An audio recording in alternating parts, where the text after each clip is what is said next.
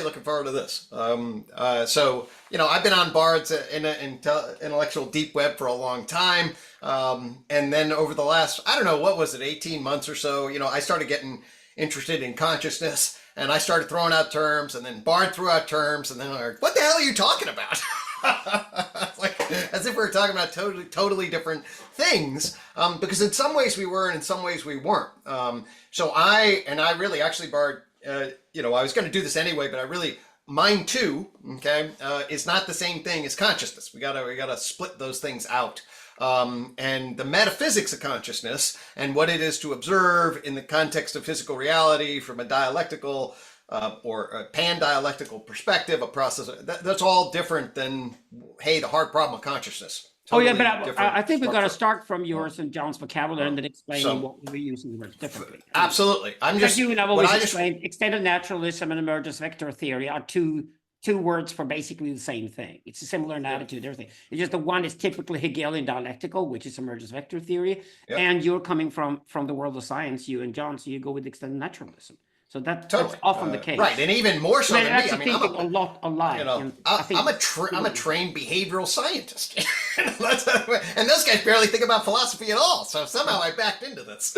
But anyway, so I'm super excited. I'll be, for those that don't know, there's a whole super exciting, powerful, and influential, at least for my life, listserv that Bard has created and emphasizes a particular transcendent, emergent, and I think I am a transcendent emergentist, Bard, in terms of if I back out the farthest way. While we're at it, why don't we promise everybody here who's joined us, anybody you in the audience, all you weirdos out there, you're welcome to join the Little Deep Web too.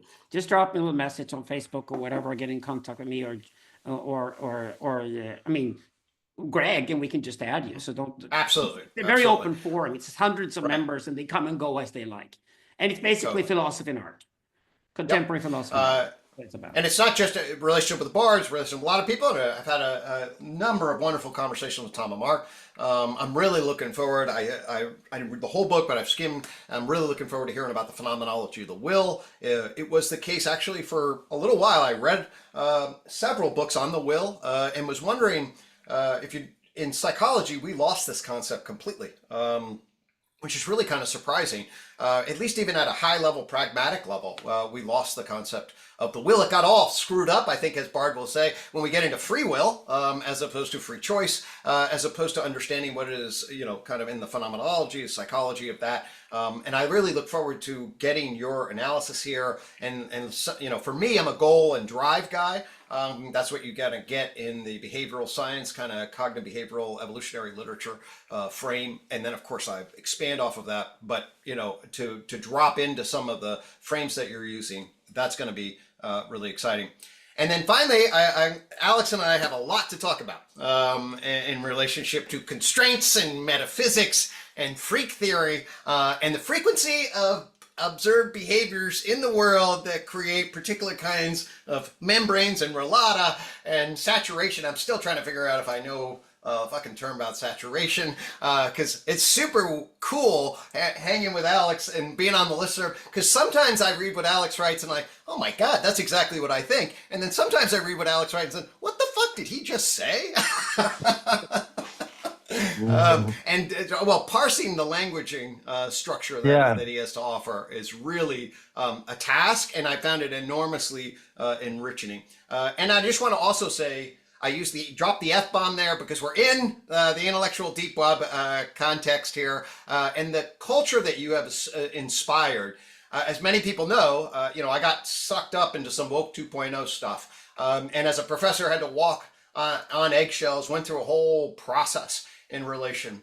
And the culture, Bard, I just need to say, it's actually very moving to me just at a personal level, that you create on the listserv where we can basically say, no, you're full of crap and I love you, and actually have a context where we can, swing it out and hold people together and give all sorts of crazy ideas that they're due, and not be overly agreeable or sensitive or worried. And I really appreciate that. That's very meaningful for me. It's unbelievable contrast to the work that I do in a university, And at times I'm waking up going like, what happened to the university when we used to be able, like, wasn't this the arena to battle out ideas? So I just want you to know that the way you have structured that, I wished for in other contexts. I've learned from and tremendously benefited from at a personal level.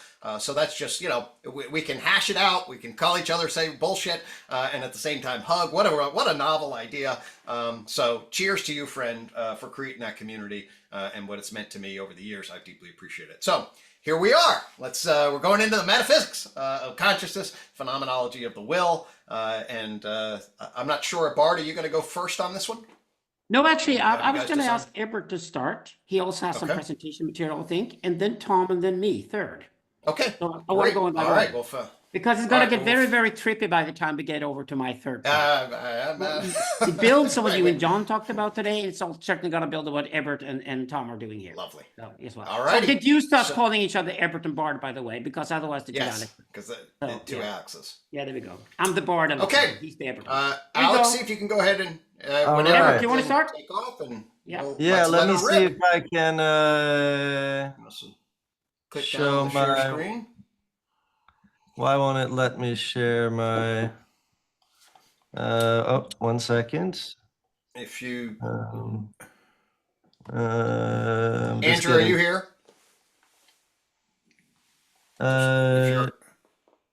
Okay, I think this should work. Let me see if I can share now. Yes, I'm here.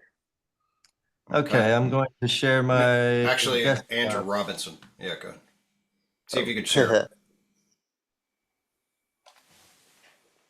Perfect. All right, are you seeing my situation here? Yep, I see freak theory. Great. So, all right. So, let me see if I can minimize your lovely faces off here. Yeah. Whoops. No. Let me get back to screen sharing desktop. So we are seeing your screen. Yep. You are need to seeing go back it. to the slides. Yeah. Beautiful, beautiful. Let me go back to the slides. And where the hell did they go? It looks like I'm going to have to bring them back up. I am sorry for this.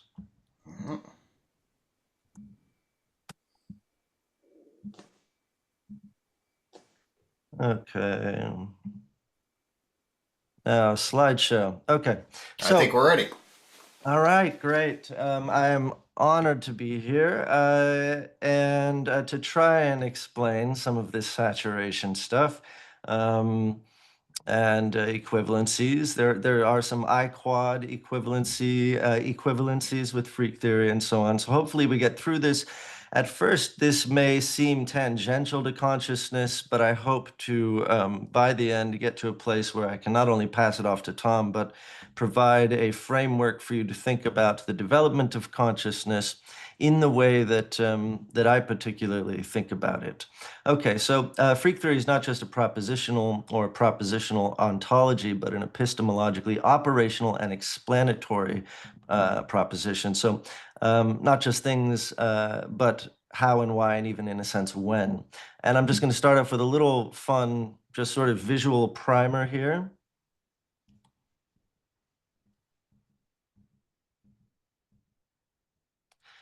A relational equilibrium was just caused on your screens, hopefully.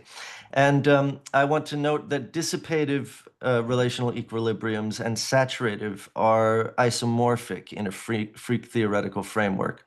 The final value of relational difference, the intensity value of relational differences, and the saturation of relational sameness. So the intensity value that we're talking about and will be talking about is relational sameness. Okay, so just as an example, just to get us started with regard to what I just said versus dissipative and saturative. On the left, you'll see an intensity value here, and you'll see relational difference and these arrows pointing to sort of like a waveform, an oscillation. In Hegel, we would say that all difference is self-difference and all equilibriums are self-sameness. But anyway, I would just like to imagine that each one of these oscillations is, for instance, its own object in a relational field. These objects intensify in some relational sense. there is a differential collapse, and we end up with a relational equilibrium here. Now, please note that the exterior view of this relational equilibrium, it can only be viewed in a space of disequilibrium. Basically, what I'll be showing you is that this is an object. So we are talking about the development of an interior and an exterior, an interior equilibrium that is, dare I say, far from equilibrium. And just as a cheeky example, a universal heat death would render the universe a unified object in a far from equilibrium relational field. So let's move on.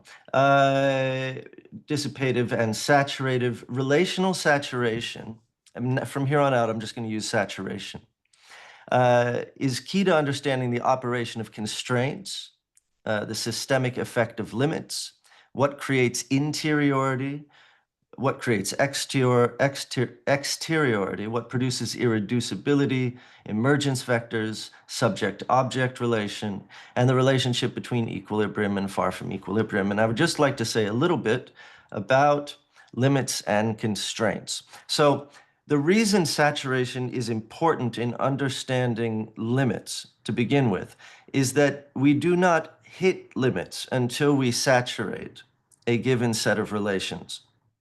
So that's the first important thing to consider, is that limits simply would not be revealed unless we saturated relational systems. So limit is a system's internal relational saturation threshold. Constraints are limits downward causative, and so hopefully some of you are used to some of this language. In other words, and I'll explain this sentence in a second, are limits downward causative manifestation on a given system. So constraints are prefigurative. They're the signature of a limit inscribed before its realization, and those signatures govern the objects within systems. Now, hopefully the things that I'm going to show in a minute illustrate this better, because I do have some fun little diagrams coming up. So limit has a downward causal manifestation that we call constraint. Limit produces constraints as artifacts of downward causal emanation, shaping the affordances by which paths of relation can lead to a particular saturation to produce a particular object-subject relation. This is the last sort of like just pure text frame. I just want to talk about interior, exterior. We already touched on it, and I'll be touching on it more, but saturation is crucial to the development of interiority, and then thereby exteriority. Saturation, again, reveals limit. Limit implies interior. Interior implies exterior. So I'm just going to skip ahead now because I know we have not too much time. So just as another little visual, here we have a system, what I would call a system, which is a set of dynamic relations. You see difference between the objects. The objects are in dynamic relation. And this box is not yet a limit that has been realized. Nevertheless, it is exerting downward causal effects on how these objects can relate, and those effects are what we call constraints. Now, if these manifest to the point of saturation, we end up again with a saturated relation, which is a unified object. So you can kind of see visually how this makes sense. Just put the thread on what that noise was. Okay, so let's get down to just basic freak theory stuff. Again, we have relational objects. They intensify in terms of their degrees of differentiation. There's a system limit, and then there is a relational collapse. I want you to hold on to that word, relational collapse. At that point, we have a saturation, and from the external view, we have a unification. So saturation is the interior state of a unification. Again, just re-emphasizing interior, exterior. And then these words are important to me. The saturated interior state is indeterminate. The exterior state is determinate. So again, you can see I'm setting up a subject-object relation. All right, let me make sure I didn't skip anything. This is the nittier grittier stuff for a moment. I refer to these, this is relata. Relata is a field of objects. We have measurement, which is happening imminently between objects, between relata. And I define measurement simply as reactivity to perturbations in a field of objects. This is a field of objects. These are perturbations. This is measurement. We have, again, the systemic limit, and this leads to a new indeterminate unity in the interior, which I define as a new subject. So this is a system over here, right? Determinate dynamic relations. This indeterminate state graduates system to subject. And as a result, we have a new indivisible object, as Barandus might call it.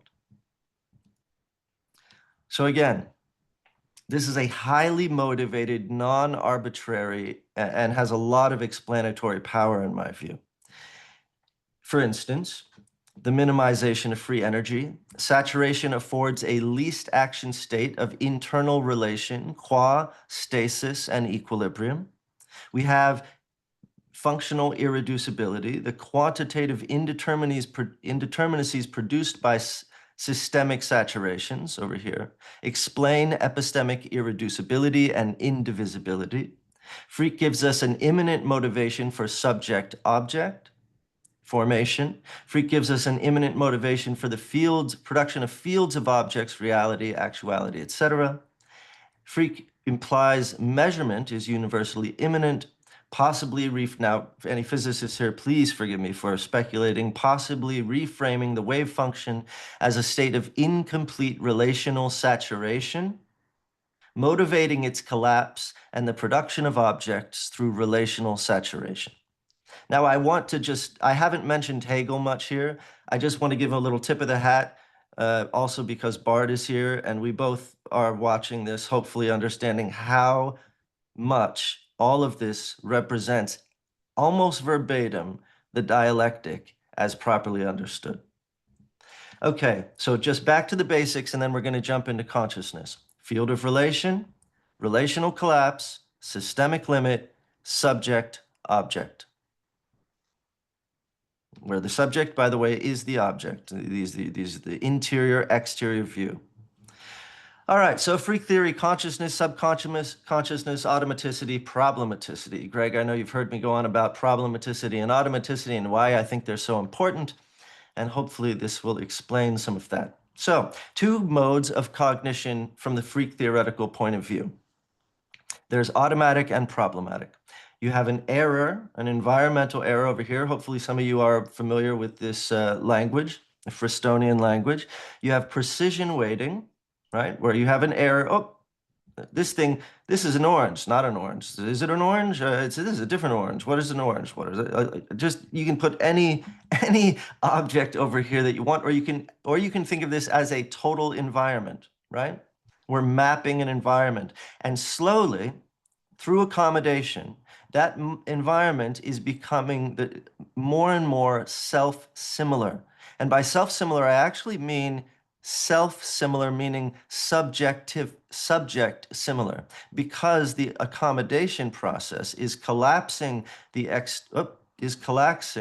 collapsing external difference and producing the automaticity of automatic object relation.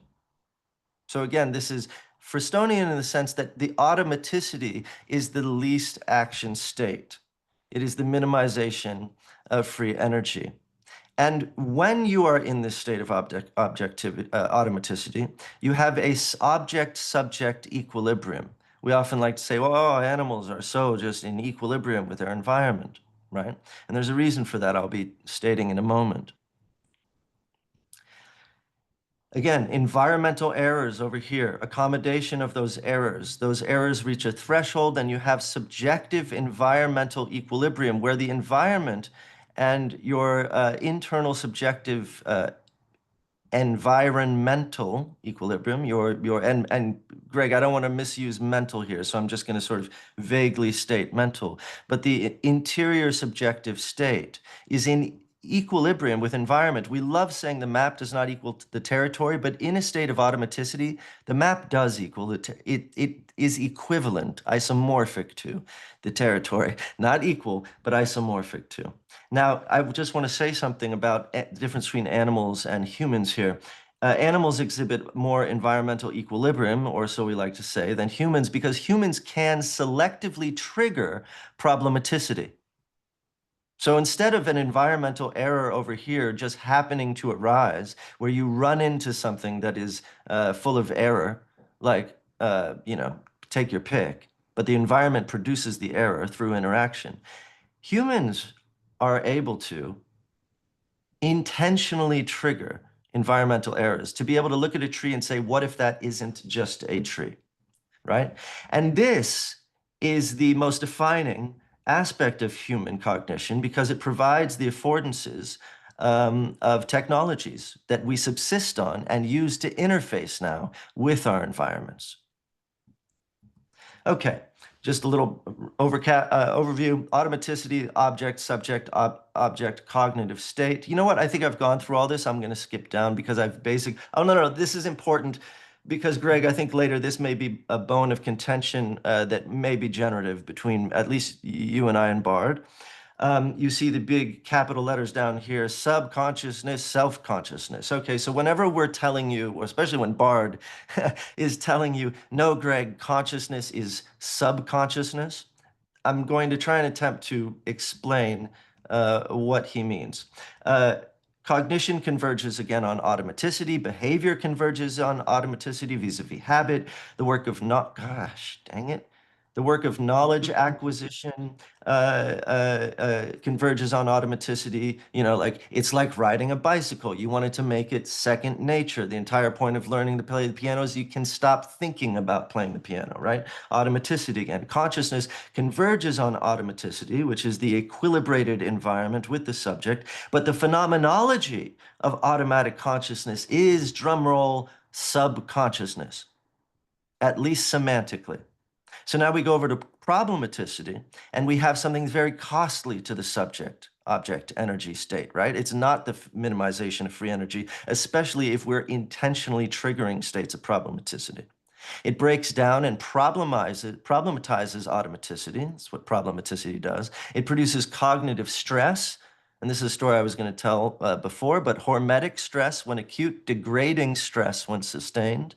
It affords, very importantly, problematicity affords new meanings and new affordances by requiring reaccommodation or accommodation at all.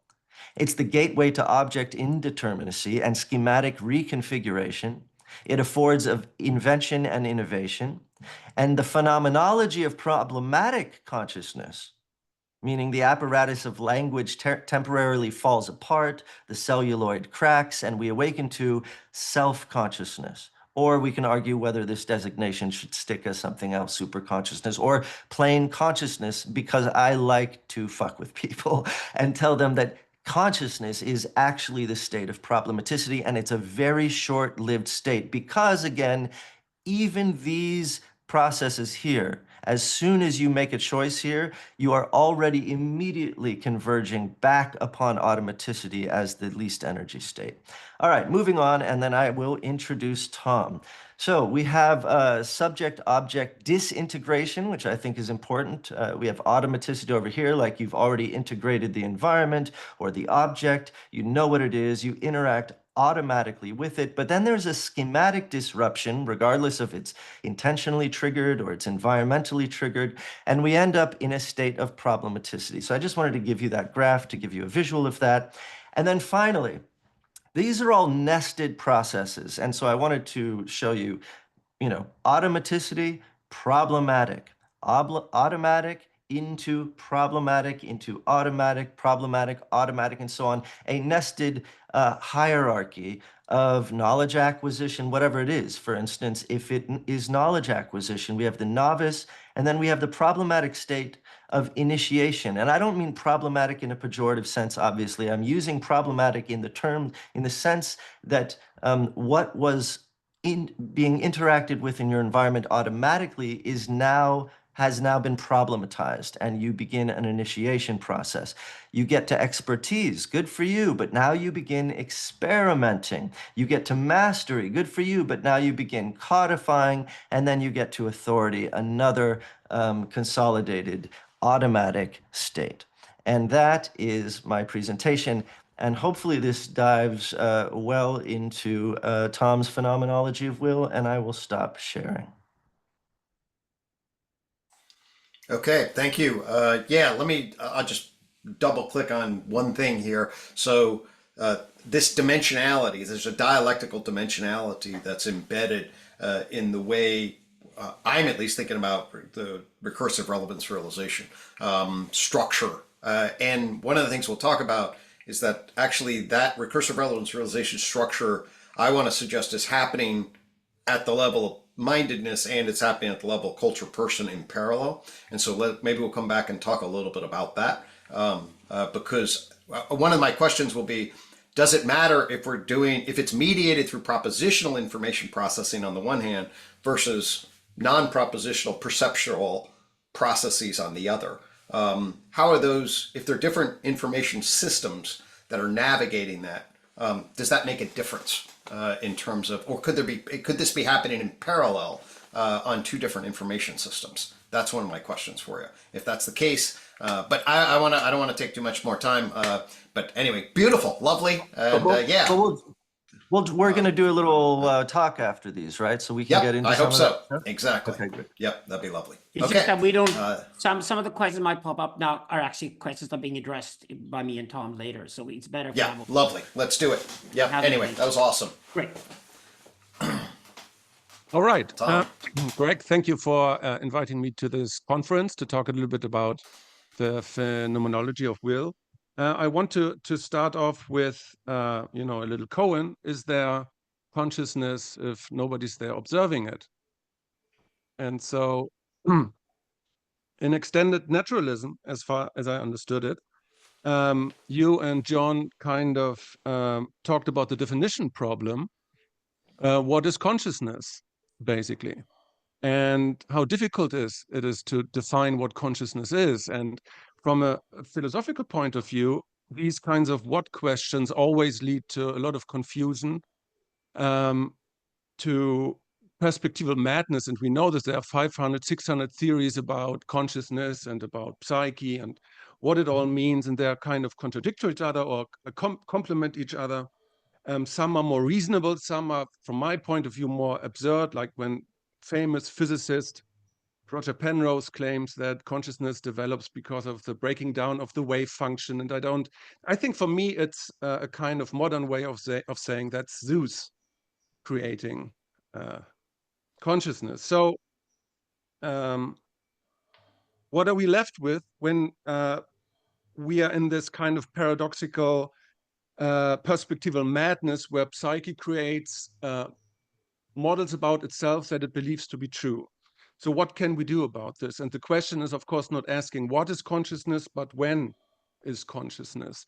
And there's one thing that is definitely true about consciousness, and I would say that's a self-evident truth, namely that we can observe, that we can direct attention towards our interior space and say, yes, we observe. That's what we're doing. And this, I can suppose, experienced everybody of us. So that's the truth. And it was actually George Spencer Brown, a famous mathematician, who thought a lot about observation and this ability to create worlds in his kind of sense. And so he wrote this famous book, Laws of Form, which was kind of instrumental for the development of systems theory, for the works of Niklas Luhmann and Maturana and Varela. And he defined observation as just making a distinction, right? And by means of making distinctions, creating worlds, creating opportunities for further distinctions. And of course, in systems theory, there are two types of observation first order and second order, whereby it means we can make we can talk about something and then we can talk about what we just talked about. So we have a meta perspective. And so that got me thinking, because I thought we can kind of differentiate this model of observation a little bit further. And then I was reading, I did this around 2007, I guess. And then Greg sent the paper, but not natural, about the paper that you just sent it to us. And you were talking about consciousness. And I found these three types of observation quite similar to your three types of consciousness, right? And so you have, for example, you have the kind of observation of form that accompanies biological cognition. You know, so you have sensory input and you have the qualia, but you need to differentiate cognitively different forms in order to build your internal cosmos. Then you have, an observation that is not able to think about itself. It just differentiates between form. Then the second order observation is the differentiation of signs. So we get into the realm of symbols. We get into the realm of describing things, of meaning. And of course, observation third order, which would incorporate the whole process of autopoiesis and meaning construction and world building into itself and can observe itself. So that would be reflexive, iterative observation third order. So just as a kind of way of thinking of what we can observe and how we can create the worlds that we're living in. So now, speaking about will, why is that important? Because observation is always embedded into will in the desire machine. So we have to be aware what can be willed, right? And so that leads us to maybe in a way how we can think about will, and I think you mentioned this, that could be useful for us today. So Hegel did in the philosophy of science, he wrote already about three stages of will. And he talked about the natural will, the arbitrary will, and the free will, which is kind of interesting because it already points, it alludes to this kind of thinking. But the question is, of course, that, or the problem is, of course, is that Hegel, as a patriarch of modernity, kind of was still operating with this modernistic kind of subject-object dualism, right? So he explicitly said the will is confronting the world. There's the individual trying to act on the world. And this is, of course, a problem because this is 250 years ago we developed new kinds of thinking about interconnectivity, about interbeing, about the individual that kind of supersedes the individual doing things. So we are kind of in a situation where we have the mental setup to have a more complex view on acting, on the world, but our ways of acting with the world are still kind of subjected to the subject-object dualism. And so from my point of view, this is a lot of, I'm trying to condense this a little bit here.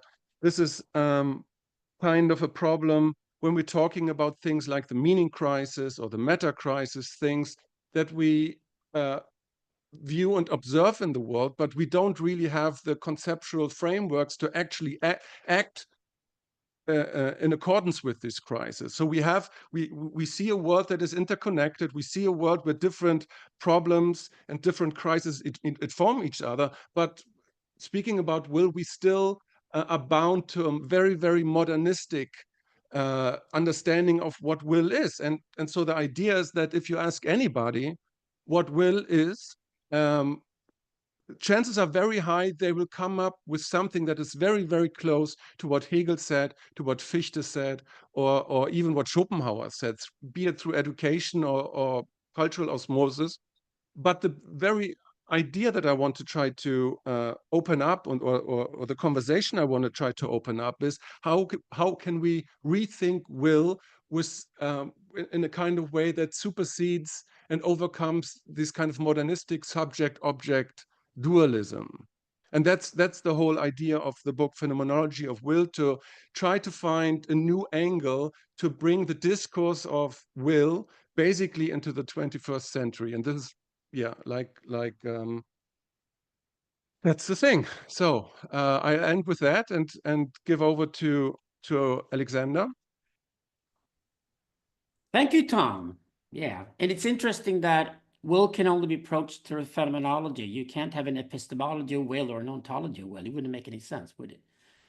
So what I'd like to do today is just to bring in some of the work I'm working at the moment for my 7th book with Jan Söderqvist, but I'm going to attach it to where it starts from, which is the last book, Process and Event, our 6th book that came out a year and a half ago. And for those who are familiar with that work, you're also familiar then with the term narratology. And just like Ebert here before me, and certainly Tom as well, I'm totally Hegelian. Meaning basically my attitude to philosophy is that if you come up with an idea, no matter how strange it is, either Hegel or an Indian will have thought it before you. The great thing with Hegel is that he's just one guy who wrote 6 books instead of going through all of Indian history to try to find the idea. But basically, you come back to Hegel, like Foucault says, you come back to Hegel, you think you really fooled the guy, and you open the door, and there he's standing again. He's been there before you, all right? So narratology is basically assuming that human beings, let's do philosophy about human beings for human beings by human beings. That's what philosophy is. It's a discourse, right? And then assume that human beings are storytellers. We tell stories about ourselves. And these stories, these stories are interesting simply because they're also conflicting with each other, because they actually have 3 different natures. So when we talk about truth, we should really talk about truths, pluralists. Minimum. And of course, if there are 3 of them, they're wonderful for a dialectician like myself to work with, because dialectic is always 3. It's not a dichotomy. It's not a tug of war between 2 poles. That's a bad marriage. No, it's when the woman and the man who married have a child, for example, they create a family. It's dialectic relationship, much more stable, much more fun to work with over time. So the dialectics here are the 3 old Greek words, logos, mythos, and pathos. And essentially, that's human beings. We have a logos, which is fundamentally mathematics more than anything. It's a language. Animals don't have a language. It's a language which tries to be as exact as possible. A 1 is always a 1, and a 2 is always a 2 in relation to the 1, right? So fundamentally, at least, mathematics does that. It's more playful than that these days, but fundamentally, we invented mathematics as distinctly different from language because of it. And then we have pathos, which is our feelings. And the pathical narrative is our pornography movie or news feeds or something that happens in real time while we're watching it. Somebody being slaughtered in front of us, for example, an execution, excites us a lot. Those are pathical narratives that sort of contemporary news feeds try to tap into by sensationalizing the world for us, which is why it's totally fucked up, because we have too many pathical narratives around us all the time. And that's why we're stressed and get ADHD and all these kinds of urban digital syndromes we have at the moment. But the pathos is there as the emotional story. And then because the emotional story and the rational story can never meet, we invent a 3rd one, which is mythos. So mythos is the only possibility of a truth, which is kind of human. And this truth is therefore temporary, it's dialectical, and it will fall apart. And this is exactly Hegel's point. So it will fall apart sooner or later, so we can temporarily hang on to a worldview before that worldview becomes automatic, exactly like Ebert says. And when that world becomes automatic, then suddenly runs into that worldview and become ambivalent about the worldview. And we start spending a lot of energy on ambivalences, and then we call it problematicity. And that's exactly why, to live as complex lives as we do, our bodies have developed these huge brains that we walk around with. And the brain is basically just this organ, and while it's alive, it's a brain, not dead matter. It's a living matter. But what the brain then needs to do to function is to create its own internal world. And that internal world is what it creates. And that world is fundamentally mythical, because the only way to get over the struggle between our emotions and between the facts that confront us with reality around us all the time, and to have our fantasies traversed and often crushed, so we recreate new fantasies, that's what we do constantly. To be able to do that, we need a mind. And within that mind, there's an operation that we sloppily call consciousness. So what I want to do today is that I want to go on and add another theme from the Process Event book, which we didn't crash into the narratology at the time. It's called VPA theory. And VPA theory is a theory on time. And time is still the biggest topic the science avoids, still the biggest topic the philosophy avoids, it's still the biggest topic of all, because time is the ultimate mystery, and time is probably the origin of just about everything else. So let's go to time. And the funny thing with time is that you either have to decide that time is an illusion, in which case you end up in a really mad universe, Einstein's and Hilary Putnam's universe, or the block universe, is absolutely mad because they say, well, everything exists simultaneously. And they just says, yeah, but you still invented another time within which everything exists. You cannot think outside of time. It's impossible to think outside of time. So we have a constraint, a brilliant constraint for philosophy and science. Time is absolute. And this is Hegel's idea. Until Kant, space still dominates over time in philosophy. But with Hegel comes a shift when time starts dominating philosophy in the West, like it always did in the East. Eastern philosophy is always dominated by time philosophy. So time philosophy after Hegel starts happening big time. And what we then do with EPA theory is that we said, no, we're not buying into block universes. And if you don't buy into the block universe, that means that past and present and future are not equal. Actually, it turns out only the present has existence. Graham Priest has written beautifully about it. He's basically saying that the only thing that has existence is the present.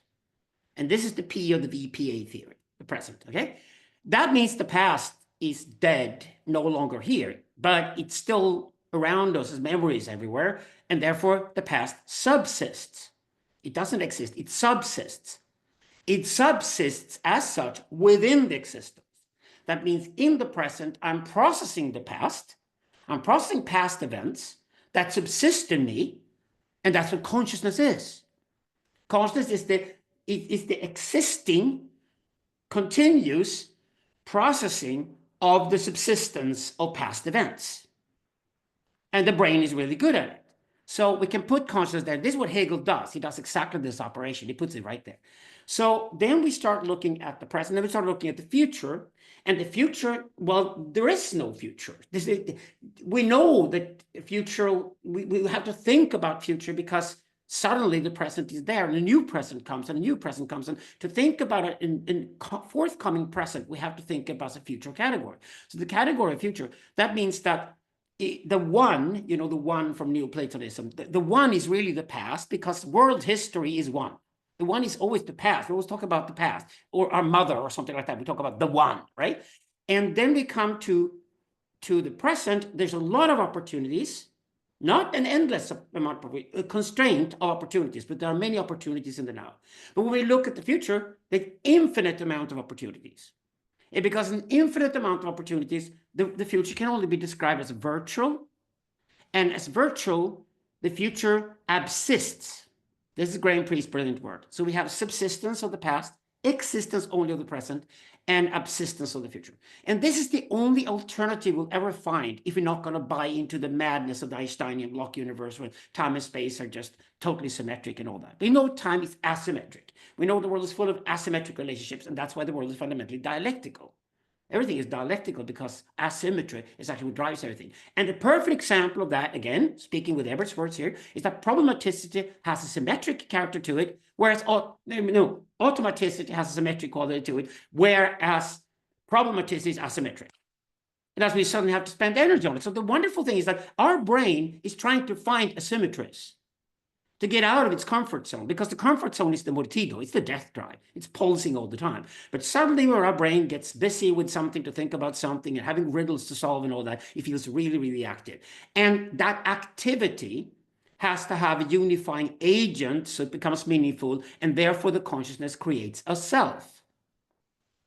This is what Hegel did. Now, what I like to do, I think Ebert actually buys into as well, is actually to tweak Hegel's thinking a bit, because the terms don't make sense in that sense. He talks about consciousness and then self-consciousness is another category. What I'm saying is basically that if you start looking at the present state, you can sit and meditate on the present state. You can go to absolute extremes. The two extremes of the present state are both automatic, and therefore there's no sense of self at all. You can go into meditation down to pure experience. Zen meditation goes to pure experience. When you're in pure experience, your self dissipates. Why? Because it's totally automatic. Everything's automatic, no problems to solve, nothing there. Or you can go all the way up to absolute bliss, ecstasy. That's why I love Sufism, because they go towards that ultimate bliss where you're united with the one, meaning your self disappears. And those two extreme states are interesting because none of them has a self. It's actually in between these two. Monday morning, cup of coffee, getting up, going to work. Love what I'm going to do today. Have a cup of coffee to speed me up. What I do then in the morning is that I'm dialectical. I'm basically dialectical in between the extreme states. And the more dialectical, the more problem solving, the more engaged in problematicity my mind is, the more I feel alive, the stronger my sense of subjectivity becomes. So these are just beautiful logical consequences of how the brain must operate. And this is how I use mind here. For psychology, I think Greg's vocabulary, different mind 1, 2, 3 make perfect sense. But for me, philosophically, I'm going to use it slightly differently. So what we do in VP theory is that virtuality is the future. The present state is a potentiality. It's a P. And the past is an actuality. And then we solved the problem with potentiality and actuality that White went on about, because Hegel actually solved it. What Hegel says is that the virtual does not exist at all. It exists. It's just an idea out there. It's least interesting. The present state, where everything actually occurs, is the only state that has existence. So that's the present state, has existence. And then the past is the actuality. You can also playfully say factuality, because facts are always facts about the past. That's when we turn it into zeros and ones and put it into computers and they reprogram it. But the only thing an AI can ever spurt out is basically just recycling of past events in new combinations, but it cannot innovate anything new. Because it can't imagine. So it can't.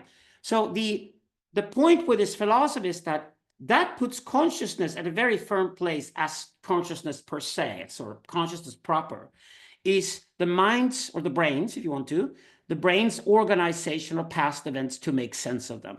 And therefore, the brain instantly invents a world, everything that exists, and in relation to that world, a self. And here's the funny thing. I read Evan Thompson's book, The Blind Spot. I'm glad Greg and John read it, because that was Hegel's idea too.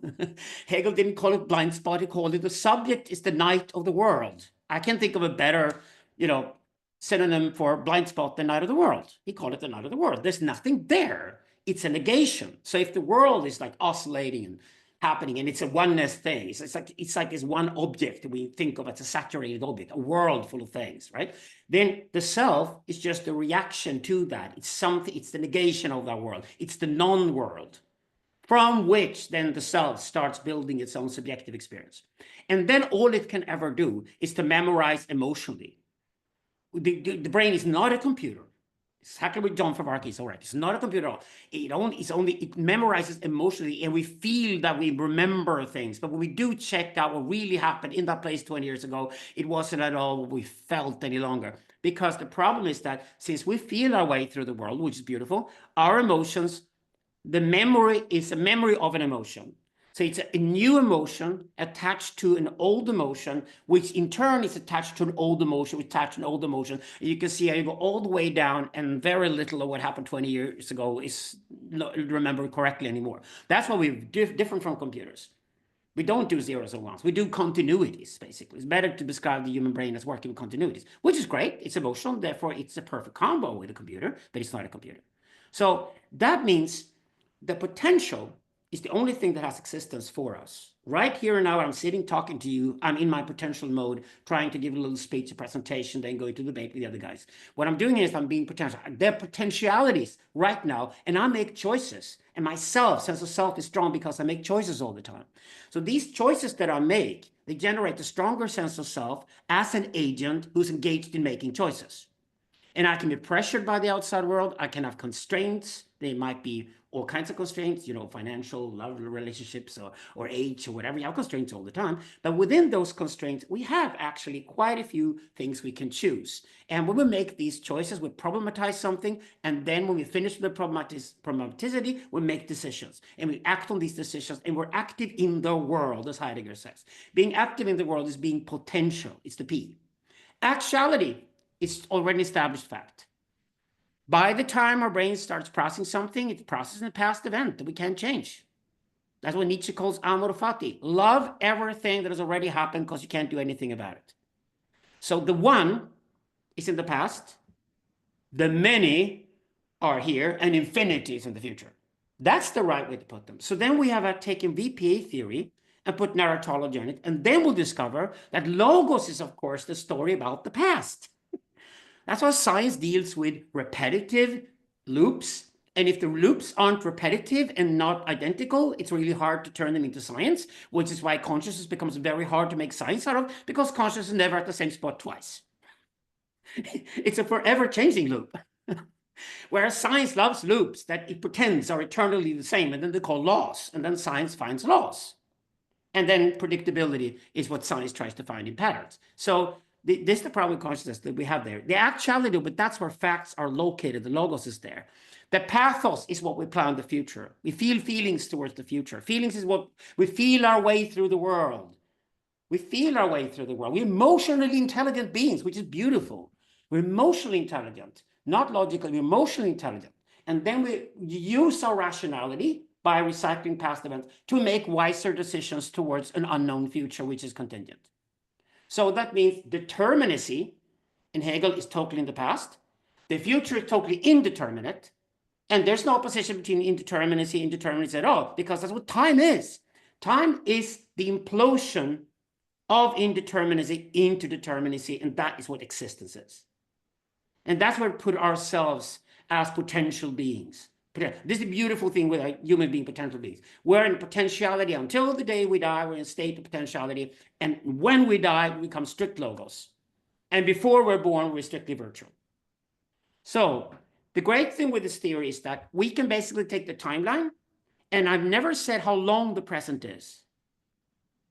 Because the thing is that when we turn it into mythos, a good story to tell each other. Our own lives become a P. What existed before us, before we were born, we have no effect on, can't do anything about, can never be held responsible for. There's no inherited sin in this model. All of that is the logos, is the past. Now we live in a mythos, we live in a present potential state, full of choices. We're active agents in the world, our subjectivity is on full alert, right? We're alive. We're libidinal, dialectical, alive. And then what happens after we're dead, we can also not be responsible for. Well, maybe we'll be because transcendence does exist, but we're not going to be part of that. And that's exactly why that's the death subsists to us. Birth subsists to us, where we're actually existing in our life at the moment. So we can extend and say the now can be 70 years long, and that's about the time of a human being, and therefore we can use it. And that's the last thing I want to add. This also explains, and here I'm very trippy, so take it what it is, an hypothesis. This could also explain why philosophy has always separated phenomenology, epistemology, and ontology into three different domains. Because then it turns out that phenomenology is tied to pathos, and to the future, it's virtual. Epistemology is what we do here and now. I'm acting with the world, I'm interacting with the world, and I'm subconscious at all times. I'm conscious of some things from the past, but I'm totally unconscious about a lot of things, the future. And because the future is unconscious to me, I'm discovering new things in myself that I was unconscious of, and suddenly I'm conscious of them. Well, right when you're experiencing it, you're in a state of subconsciousness. Existence is always subconscious. And everything else, the future and the past, happen within that container, which we're constrained by, which is called the subconscious existence. And here with Hegel, he calls that consciousness, and then he calls consciousness self-consciousness. The shift I want to make is to say that what Hegel calls consciousness, what Ebert and I call subconsciousness. There's the same idea in Hegel. Hegel's self-consciousness is simply, to me, just consciousness. I think Ebert probably disagrees and calls self-consciousness. But if you're going to have consciousness all the way, then we have unconscious, subconscious, and self-conscious. And we have three different categories of consciousness that are all now placed along a timeline where they start to make a lot of sense for people. And there we end up, we're dialectical, time is dialectical, we're constantly problem-solving beings, we love riddles, more riddles, and the job of scientists is to solve the riddles, and the job of philosophers is to invent more riddles. So that's how philosophy and science come together. Okay, that was my little presentation. Hope it makes sense. All right. Very good. Did you guys want to sort of riff off each other? I'm not sure. There's a lot of different possible ways to go. Ebert, I don't know if you wanted to follow up on anything in relationship to that, but the floor is largely open. There's lots that I could potentially say, but I want to see if there's any dialogue between the three of you that you want to participate in. I wanted to say one quick thing regarding Tom and the concern with subject-object dualism and so on. Of course, it can sound like a dirty word in that sense, but when you think of a system, for instance, as simply an immature subject, or you think of an object as the external representation or identification of the interiority of a subject. You sort of unify the two concepts within the general movement of system. So I didn't get to mention that and get to that bit, but I wanted to clarify that. And then I also, it seems like there's probably an impasse here, right? I mean, with regard to the semantics of how Bard and I use subconsciousness and the rest of the world, the scientific world, I should say, uses consciousness. It seems to me that the scientific world has not yet thought or considered that automaticity, problematicity, that these delineations are particularly relevant yet to consciousness research. That's the feeling I get, and that's why I sort of am focusing on this area. And I'll just give one reason why I think they are hyper important, is because I think that actually human cognitive speciation may actually have to do with selective problematization and acute bouts of hormetic stress on the brain vis-a-vis intentionally problematizing our brains. And creating sort of a hormetic stressor. But that's just one example of why I think it's important. The other reason, the larger domain reason, is of course phenomenology. And I think that the public at large understands this implicitly, that when we're automatically interacting with something, there is a sort of lack of consciousness there that we would call subconscious. You're sort of automatically engaging with the world. You're sort of in an equilibrium. Map is the territory state. And it's when there's an error that you suddenly get a sense, and I think the general public, not scientists, would agree that when you encounter an error, suddenly you're conscious. I'm suddenly conscious of the fact that this happened, or conscious of the fact that this happened. So I think society's semantics and science's semantics are actually at odds. And I think Bard and I are coming down more on the side of society because it's a more phenomenological approach to those semantic delineations. You could just an example. I mean, if I run into a big problem and it's acute, the first thing the brain does is to become conscious, not of the problem, but it becomes conscious of my own past and my own history, my memory. It starts using itself. It starts using its own memory. It's just like start processing. Have I been in this situation before? Is this similar to something else? Do I know somebody who knows what this is that I can call and therefore solve the problem with another brain getting engaged? I instantly become conscious of the situation. I don't need the self at that moment. Later, when I reflect on what happened, to integrate it and add to the worldview and turn it into knowledge, that I start becoming conscious of myself. And this is Hegel's point. What Hegel did was that at least made the first unification in this dialectics by unifying epistemology and ontology. So what it beautifully does is that it says that existence is there and the past subsists. Now, we put that into loop. Kant didn't see this. Hegel saw that this is certainly a loop. He called it ontoepistemology, which is brilliant. But of course we do. This is exactly why I become conscious of a situation. I become conscious of myself in that situation, specifically running to problem or problematicity, just call it problematization. So I have a situation where my brain just got busy. And this is where consciousness starts operating. So it just put all the lights on, and then it instantly calculates how much energy it's going to spend on the situation. I mean, like anything that's close to automatic, we just pass by. Should I have milk in the car for now? I don't know. That's a minor problem, not much energy being spent. And this is for me, my research when I work with psychiatry and psychologists like Greg, is like, I do research on ADHD, for example, which is such a common diagnosis today. It's very, very clear that we're biologically, genetically programmed to handle certain environments. Evolutionary, we have forms, Darwinian forms. So for example, trees, lakes, green grass, sky, blue, whatever. We instantly take to those and we're very relaxed in those environments. But the environments we have created in modern society that are urban, full of buildings and people and cars and everything, or the digital environments are also very, very information dense. For a lot of people, they just suffer breakdowns from too much information overload. And this is Greg's most brilliant part in his work. Justification processes therefore implode.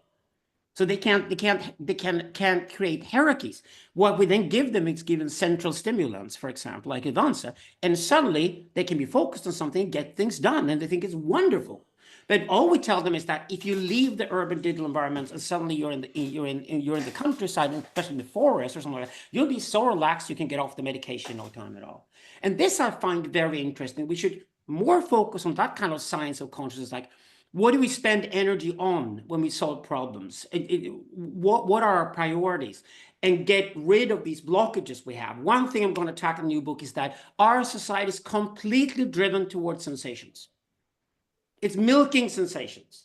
Ding, ding, ding, ding, ding sensations. Although they're usually useless and of no value. I recommend all my students, don't ever read a daily newspaper ever again. Get off the news feeds. Read a magazine once a month. And a magazine where nothing has been written until 3 days after it happened. Because then it will focus on the quality of the event instead of the sensation. I think this is the kind of works philosophers should really be concerned with today. And this is where I think our work aligns really well. John and Greg's in America and the kind of work that Ebert and I and Tom do. I think they align really well because we're concerned with this is what science of consciousness should really operate with to try to understand better. Or it's a science of real psychology should try to understand much better. Because we can explain these things different. So for example, how much energy the brain spends on something, it better be important, like our child's life or something like that. Better be important instead of being hijacked by media that milk my brain as if totally unimportant things were suddenly really important. I think those things could be tremendously valuable for people to understand. Well, I'll just piggyback on off of that. So, I mean, like behavioral investment theory basically says you're built to be a particular kind of investment value. You're tracking work effort. We're living in a totally novel environment. Sensationalism is pulling what's salient rather than what's relevant and distributing our investment structures in a potentially disastrous way that doesn't afford us a cumulative integrative sense of what's real. And you get a frontal lobe system that can't consolidate what it is that it's moving toward with any degree of sense of fulfillment and potential. And so that's a disaster at that level.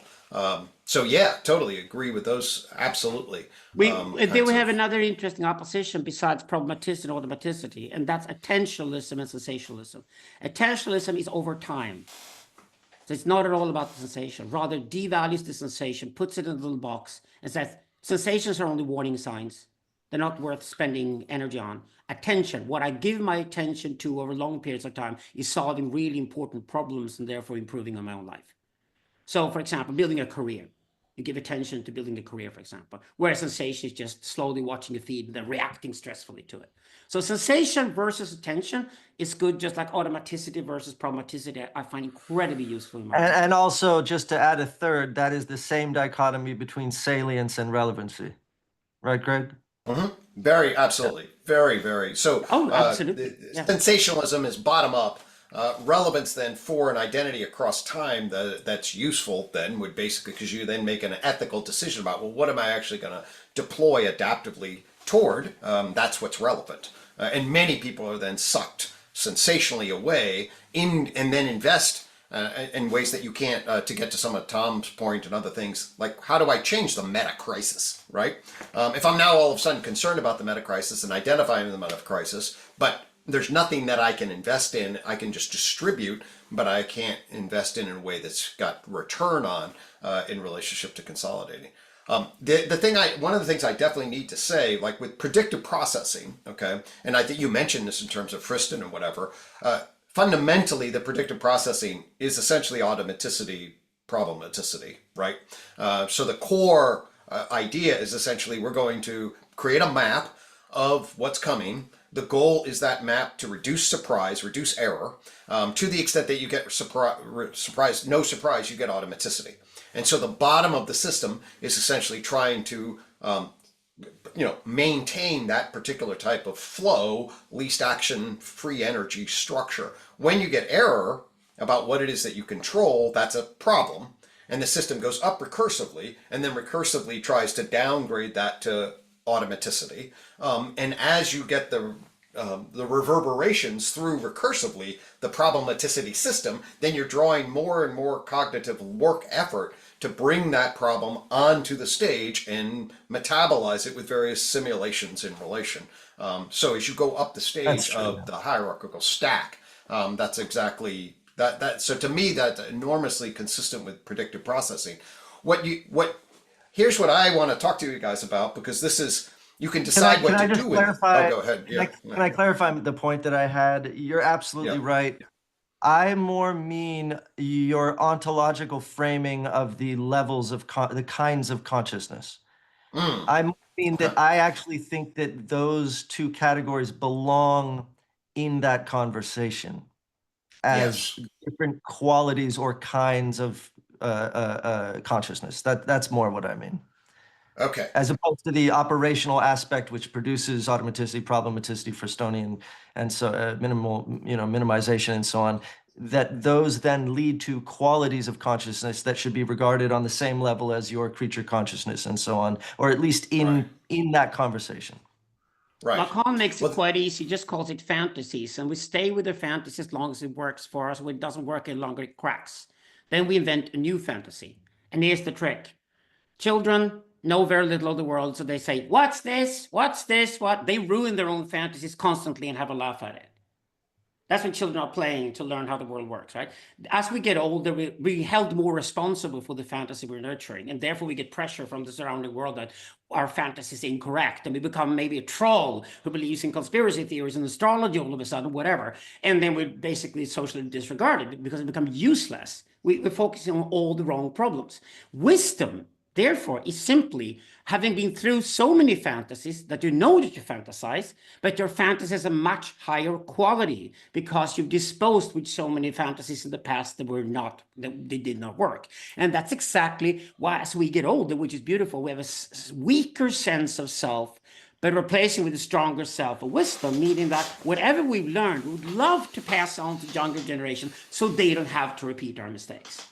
And thereby you've only used the word fantasy as the category, because what Lacan then does is that he doesn't have to deal with the factual reality at all. He's basically saying that we're learning, by colliding into the world, we're learning to have a probably more factual worldview as we get older. And if it becomes dysfactual, so we become useless for the community, we become trolls, right? So this is probably the same idea. It's just from the psychoanalytic perspective. Let me double click on, I want to make sure before this session, because we can talk about this, I want to dialogue a little bit about the heart problem and get your take on it. Okay, so let's just revisit it very basically. So when the science of consciousness is dealing with its own, and we should be very clear, this gets confusing.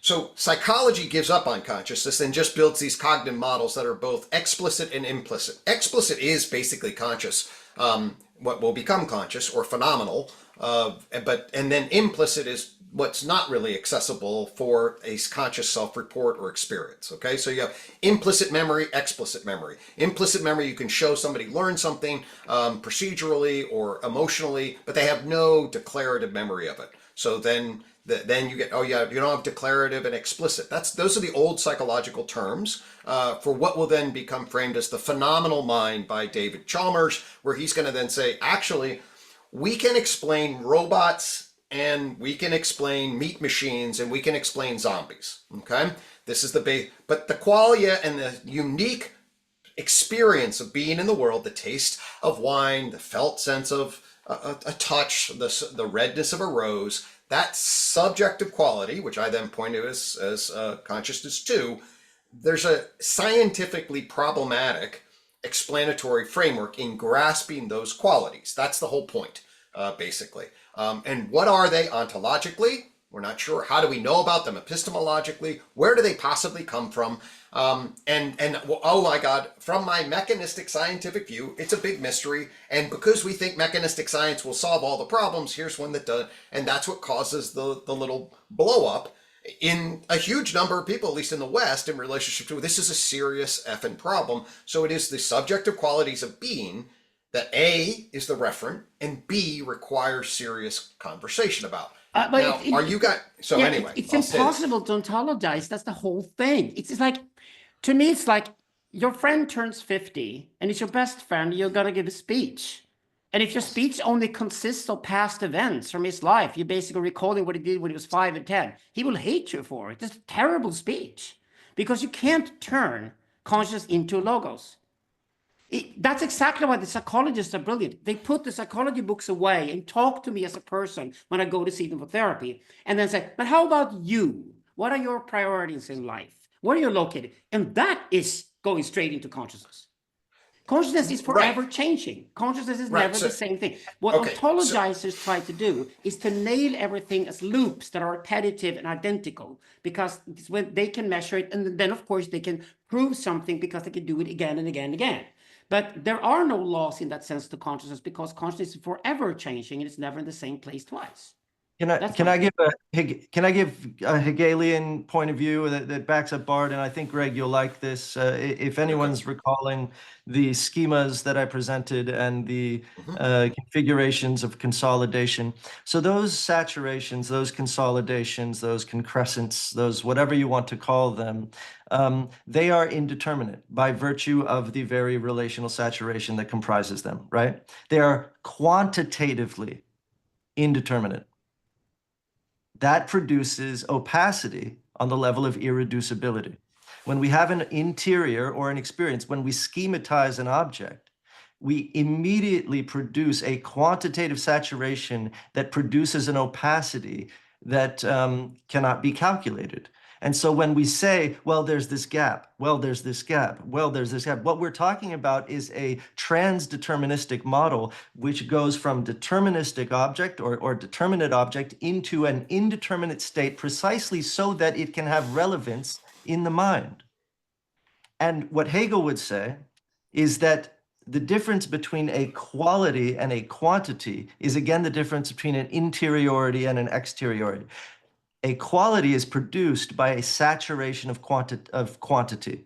Again, this interiority. So I have the quality of orange on automatic, right? I know the quality of orange. The quality of orange has accrued to me vis-a-vis saturated interaction. Say, my saturated relation with an orange produces the quality of orange. The qualitative component is produced by that. So when we say, what is quality? Well, we're literally asking, what is an indeterminate space? How do we define an indeterminate space? And you can't quantitatively define an indeterminate space except for the number one.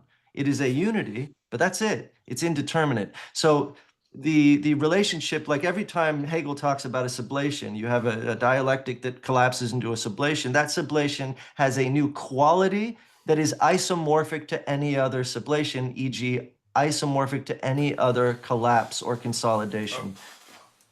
All right, let me put it in concrete terms and just see if this lands. Okay, so I think you're to me, the response is, wait a minute, the philosophy and the metaphysics of subjectivity is and quality and quantity raise an enormous number of questions about this framing.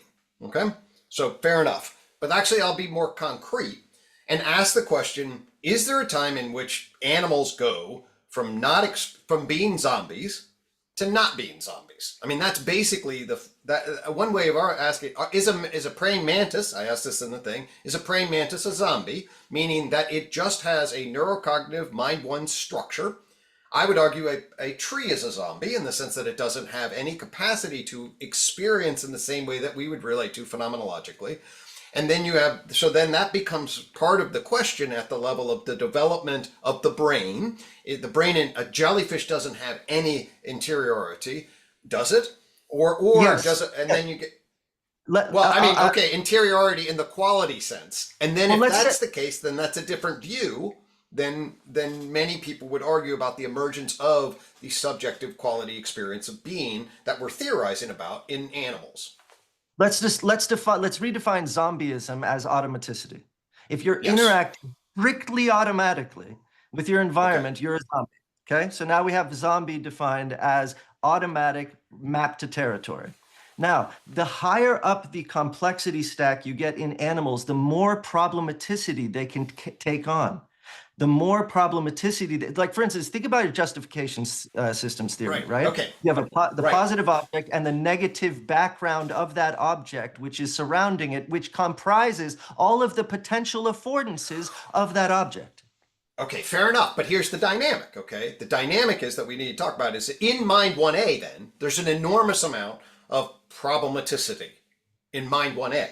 So mind 1A, although experientially, relative to the referent of mind 2, there's no quality of being, or at least that's basically a significant part of the argument, in the sense that there's a huge amount in the nervous system that is engaged in a computational, predictive processing, hidden mind process that has no referent in relationship to the quality of things like orange. This is what blind sight is about. In the relationship to you are responding to the environment in a particular way, but when you respect on it as a human, you say, I'm totally blind. But something is problematizing your capacity to perceive, even though it's completely differentiated from your capacity to experience as a subject. So that's the, Can we put it that's like the this? issue I that we totally need to agree. I think it's kind of sort an of- open problem, but just to restate this Can I differently. just add a word here you're forgetting? It's language. So we speak, we think and we speak, and we have language. And since we have language, we can invent worlds, we can imagine our own death and all kinds of things that animals wouldn't do. And that's where mind 3 comes into the picture.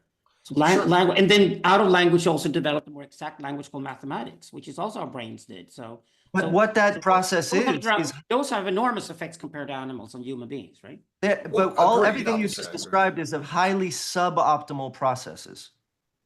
They do not immediately grant us anything. It's very inefficient. It's almost free energy maximization, which was the actual presentation I wanted to give initially, right? Which is technology arises and is afforded through free energy maximization, acute bouts of that. But everything you just described is entirely wasteful to a fish, right? Like that would be extremely wasteful. You have to have a lot of capacity for cognitive waste to be able to consider these things that are not immediately beneficial. So I think it's an open problem. I'm not saying I'm answering your question, Greg, but I just wanted to throw in these aspects. Well, I'm just saying, I think this is a reasonable question, so I think you guys need to deal, like, or at least wonder about this. It's not a bunch of just insane people that say, is there something that like to be a fish? Does a fish feel pain, or is a fish a zombie? That's essentially the animal consciousness 2 question. The fish is a zombie. It obviously has a hierarchically arranged predictive processing system that allows it to navigate its environment on an automaticity problematicity structure. That's what predictive processing is. But the argument is that predictive processing goes into mind 1A, which doesn't have subjective consciousness 2 stuff in it. It's a hierarchical mindedness, consciousness as a functional awareness and responsivity system, yes, but it doesn't have an emergent qualia structure. That's the argument, at least, is that qualia emerges out of and on top of an initial problematizing, automatizing architecture. As far as we know. As well, right, of course. Then panpsychism and a whole bunch of other things say, well, maybe not.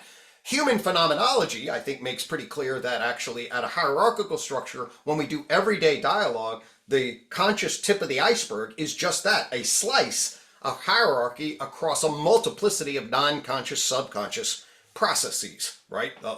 This is what almost everybody would agree that my system right now that I'm conscious of is the tip of the iceberg of a multiplicity of hierarchical predictive processing structures that I don't really have access to, some of which I could never have access to through any kind of restriction. But it is a cognitive process. It's a neurocognitive process. I think actually problematicity needs to be developed. So this is really good for me and Ebert. We need to work on that. So, Probably because problematicity obviously has a phenomenology, it has an epistemology, and it has an ontology, and they should be kept separate. Problematicity is. I'll put it this way. I mean, the first book I teach in the cognitive class is Thinking Fast and Slow. Okay, and that's thinking fast. Basically, is the prediction and the tied to reduction of problematicity through association. In essence, like the system basically says, I know what this is. I'm going to grab it and move. If error happens, then it removes up the stack, and the guy argues, Kahneman argues, that actually you have a type 1 and type 2 system, or system 1, system 2, and actually that's a lousy thing in my estimation, in the sense that, and you guys get it much better, and he sort of points to this, really we're talking actually about a dialectical dimension. You basically are recursively organizing along those lines. And I argue, and this is where it gets back to my original point, is actually I think that's happening you could argue actually it's happening at the body biophysiological level. That's an interesting question. Definitely at the animal neurocognitive level, this is happening, and at the narrative level. And it's actually all happening sort of in parallel, in relation. I argue that actually there's really 2 types of cognition: mindedness, minded animal cognition, and culture person cognition. The reason being gets back to my question to you, Alex. One of these is a propositional narrating system. It's running through propositional language. If we go to John's point, when he talks about causality, the causal relevance of propositions are fundamentally different. That's why we culture persons build narratives and our dogs don't, because we can engage in the causal relevance of propositional meaning and the positive versus negative space that they engage in. We can pet our dogs because we engage in behavioral investment, and dogs model mindedness just like we model mindedness, and almost certainly dogs have a felt experience of being in the world and the consciousness too, which I believe is a secondary modeling on the first order problematicity automaticity structure. That's essentially what I'm saying. Does that make No, sense? I agree. I think this is wonderful. It makes perfect Yeah, sense. I agree too. I But think it's just that language comes in. So, for example, if you study people who've grown up in the wilderness, there are a few examples now and then that occur. It turns out that if you don't learn language at a certain age span, you miss it completely. So If you go into your teens and haven't learned to speak anything, you don't have a language, and you you're behave done. like a dog. Absolutely. Absolutely. So Right. language There's a is particular very, very sensitive important part of period the brain. upon which you have to download the socialization process to build the networking of propositional, to build the narrative capacity on self, on other, on the society that I'm in, so I know how to be an accountable person. If you're 13 by the time that happens, you're doomed, and you never really recover. So I use language in a very wide sense. I should say that, like communication, but language that's distinctly different from animals. Well, animals. Let's be very clear. Animals and plants. The entire living community is a communicative network. Basically, I would argue the entire animal community has an enormous capacity for communication. Only propositional language, an open syntactical propositional meaning system that gives rise to question-answer dynamics. That's the kind of language. And of course, existentialist philosophy also addresses the pains that go with having access to language and all that, and having this complex brain. I mean, that's exactly when you go to a restaurant and a kid points to goldfish and in a fish tank and says, "Oh, that must be horrible to be the goldfish." No, the goldfish is not you. The goldfish probably thinks he's in an ocean, right? Although it's just a fish tank, because the goldfish has a completely different worldview than yours. So. The reification of language, they make this in point and act, which I build off of in ComMO, which is basically, we're very, very dangerous based on the structure of our animal thinking systems to reify language. I'm a horrible person, okay, creates an abstraction across a multiplicity. It compresses categories and creates an abstraction that the affective system now will generalize potentially across a wide variety of different things. It's a wonderful tool, but a really dangerous one, depending on how language gets then translated, because what will happen is the propositional networks then turn into pictorial representations, which then turn into affective representations, which then bind to the participatory state. Yeah, I agree with all that. I just want to circle back very quickly to qualitative. Hopefully it dives into this. When we think about qualia, maybe it's worth reconsidering exactly what we mean by the ability or capacity to determine qualitative states. If we bring it all the way back to the fundamental metaphysics and we encounter a saturation which has been unified as object, right? How do we determine, how does a fundamental subject determine what kind of object that unity is? And that has to do with the internal scaffolding architecture of its saturated state, which is in and of itself a qualitative determination. So I think that we can trace qualia all the way back. This is what I want to talk to you about also. I'm super glad you brought this back up because I flagged this, okay, in my head when I was listening to you. Do you know about integrated information theory? In terms of okay. Well, anyway, so let's go to what they are trying to describe. So this is what I'm trying to get people to see. Some people are talking about consciousness as functional awareness and responsivity. Some people are talking about it as these particulates, points of qualia. Some people are talking about it as this capacity to even for an animal to see themselves. Some people are talking about it as their self-consciousness. Okay, but their description of qualia and what they're trying to get out of the fundamental units of qualitative entities, that's what they're after, okay, has a lot of overlap with what you're describing here, okay? Yeah. Because they basically collapse a particular entity that has a particular unity that then has a particular cause-effect structure, okay? That has cause-effect structure in time, both past, reaches a particular potential threshold, and then bounces into that causal network. And then we're really talking about like 1/10 of a second slices of potentialities that are basically then an intersection, in my view, of a top-down object detector and a saturated frequency dynamic, right? That then locks in, and when that locks in, then it has causal structure both inside and out. It's got an internal structure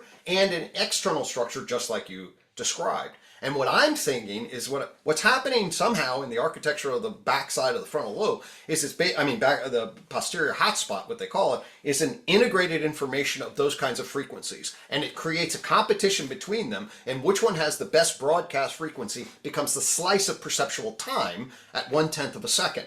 Those slices of perceptual time then can be delivered to the frontal lobe as essentially, this is actually Jim Rutt's theory also. So if you think about an old movie system, that you're flashing basically pictorial frames, and then there's a system that lines those up, the more advanced thinking animal system, lines those up in a sequence so that you can expend the time horizon. Either your memory system gets a lot better and your future system gets a lot better. So if freak theory can be applied and overlaps a lot, you are describing the way integrated information theory people are talking about the fundamental unit of qualia. Awesome. Yeah, I've only perused integrated informational theory, and I've heard a lot of people critique it recently too. So here's the problem. I mean, in fact, they actually blindsided what happened, at least in my view, and this is another fucking language problem. So they start with phenomenology, and then they identify the axioms of phenomenology. It exists, it has composition, it's got an informational structure, it's got a a differentiation structure, etc. These are the elements, and then he brings a mathematical analysis to its integrated structure, which, by the way, I think freak theory is ultimately going to overlap with in terms of some of the. Although they create I'm way out of my league if I ever even look at their mathematical stuff, and it's a really mathematical thing. But here's the problem: they say this is consciousness now. Okay, this is consciousness, is what they say. They make the leap. By virtue of saying these are the necessary, go back to John. Remember, cause and other characteristics and other logic on it. It's necessary and sufficient. The argument that this now is necessary is what they basically try to argue, and then that gives them vulnerable to a panpsychic argument, whereby you see consciousness down the line, because lots of things have little bits of this integrated information structure, although nothing like the back. But so you create a continuum. All what UTOK would say, and John I think would say, is, well, what they're identifying is essentially the continuous line of complexification that can be processed. Okay. The gradient. Right? The gradient of complexification, integrated information down the line, as long as you get that continuity, but they are not answering, this is what I keep coming back to, well, feeling of the experience of being in the world does emerge, presumably, in the It's exactly what I said with the problem this century, because we have computers everywhere, and computers generate computer scientists, and computer scientists become very successful, make tons of money, and they aspire to be philosophers and artists, and then they publish their very computational worldview and forces it on everything, including themselves, and they give terrible ontological birthday speeches. That's exactly it. But sorry, I feel shit. I'm an emotional being. This is exactly what I said before. We have to remember that the way we memorize, thank God we have computers that can memorize things for us and turn it into zeros and ones, and we can't lie about the past any longer. I mean, one of the amazing things with the internet is going to be that we're going to lie a lot less, because it's going to be much costlier to lie, simply because facts will be around us everywhere. And we better have the right facts in those computers, because they will be recycled constantly, right? But if you get 98% of the facts right, the world will be a lot better off. So that's fine. That's what computer scientists should do, right? But we are emotional beings, and our memories are emotional, and therefore we can rememorize, and we can totally go through trauma and therefore skip the trauma afterwards, because we have changed our version of the trauma into something maybe productive, which is what you and I do in our work as therapists. Of course, that's memory reconsolidation. That's core for sure. The more we get of these computer science-based worldviews being thrown at us as a kind of absurd, vulgar Platonism, the more we have them, the more we have to fight back. And that's exactly what philosophers are going back to Hegel, and they're going back to philosophy of time, they're going back to philosophy of flux. John Favarkin, Neoplatism, flux, philosophy of flux. We're all going back to being more human than ever, and philosophy has to become more human than ever about human beings and our emotions.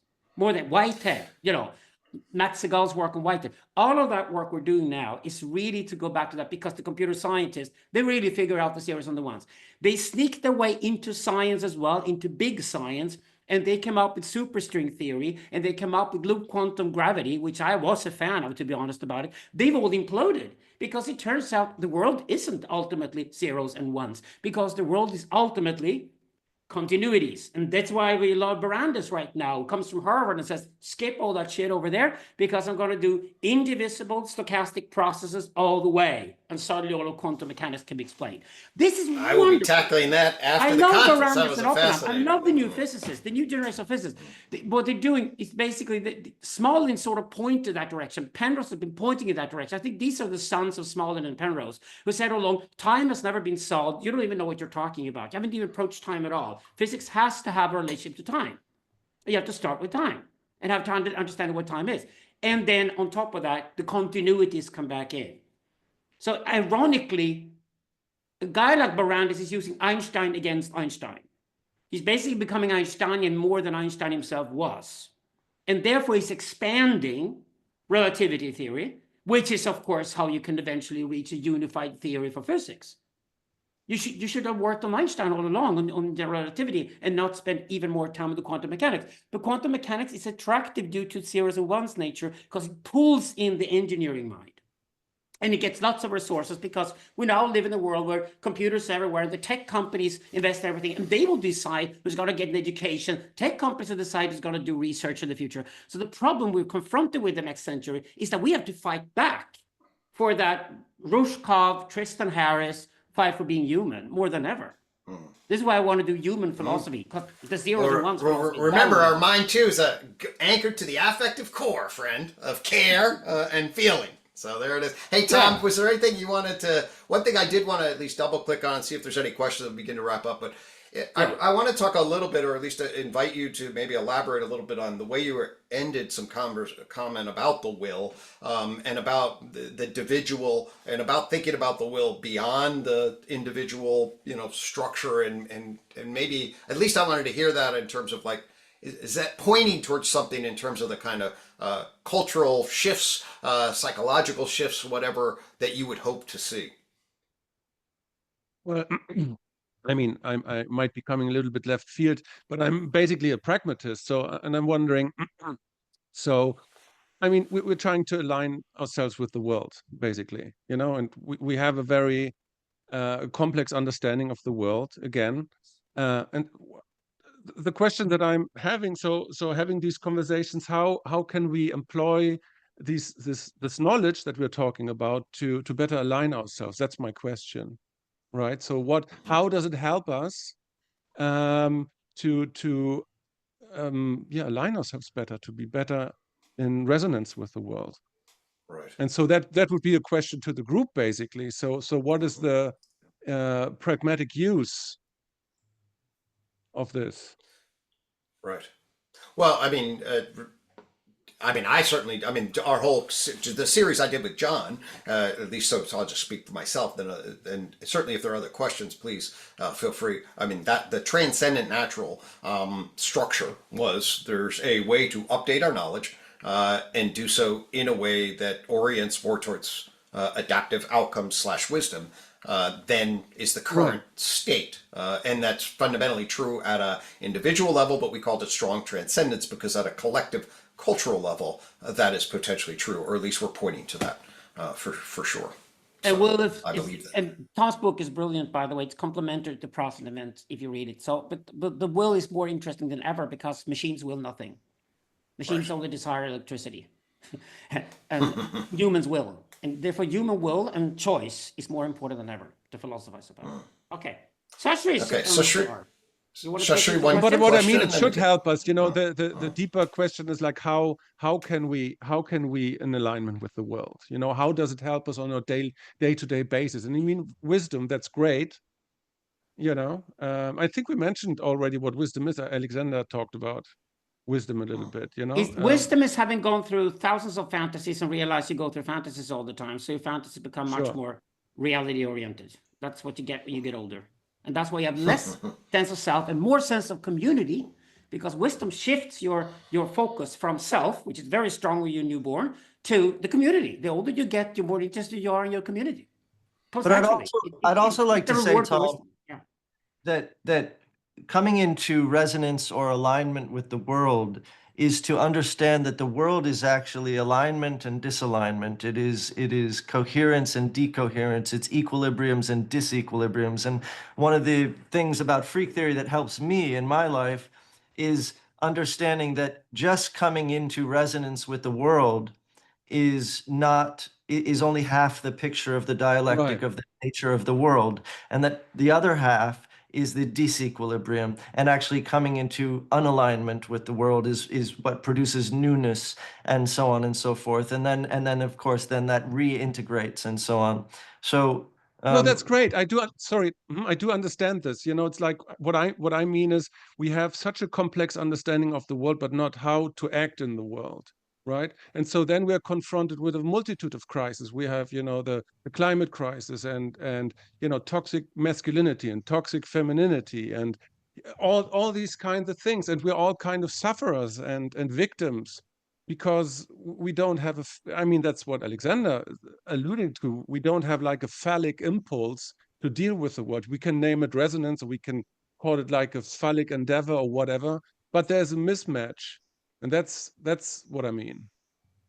You know, we're not programmed to handle larger Nietzschean populations. heroes. And yeah. We're only programmed to handle population up to the sociant size, which is like 1,500 people. And we're now 8 billion have to get along on a planet. That's the shock. That's the big shock to the system. That's why in Prosent Event, which you translated German, we go back to all the forms since the Bronze Age we discussed that are bigger than the tribe. And how can we get along without killing each other with larger populations than the tribe, which is religion's biggest question. Again, same more than ever. That's the question of religion.